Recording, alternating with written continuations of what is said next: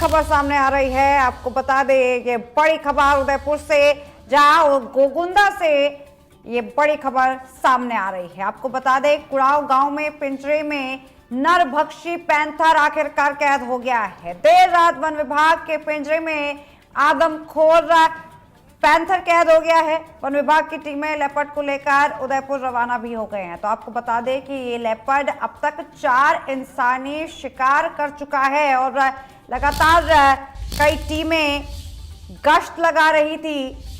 Indian army और forest ranger विभाग, one विभाग एक साथ मिलकर हर दिन गश्त लगा रहा था।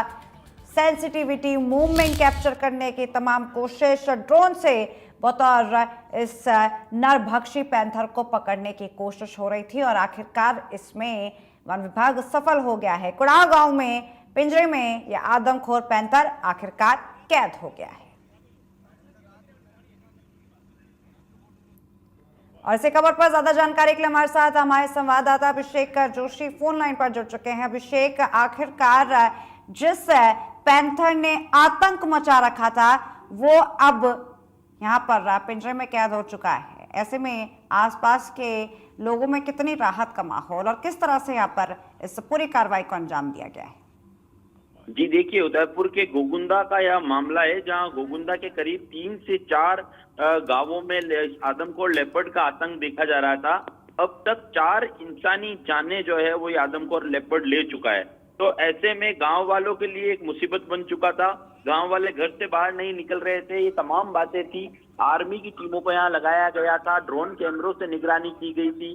तो इससे पहले इस सब कार्रवाई के दौरान 2 लेपर्ड जरूर वन विभाग के पिंजरे में कैद हुए थे, लेकिन उसके बाद फिर से एक मासूम के शिकार की खबर सामने आई और उस मासूम का जो शिकार हुआ उसके बाद से गांव के लोग काफी दहशत में थे।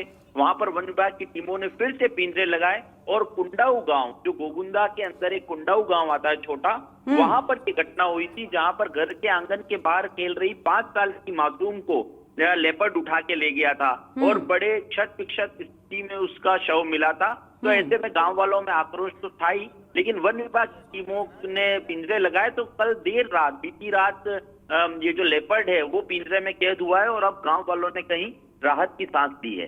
जी बिल्कुल अभिषेक, इसके अलावा क्या ऐसी कोई खबर कि इस पूरे इलाके में एक से ज्यादा पैंथर हो? क्योंकि ये भी सुनने में आया था कि यहाँ पर एक से ज्यादा पैंथर होने के आसार हो सकते हैं। जी बिल्कुल, यहाँ इस पूरे इलाके में 1 से ज्यादा पैंथर हो सकते हैं, क्योंकि उसका कारण है कि 2 लेपर्ड पहले कैद हो चुके हैं और उसके बाद ये तीसरा पैंथर है।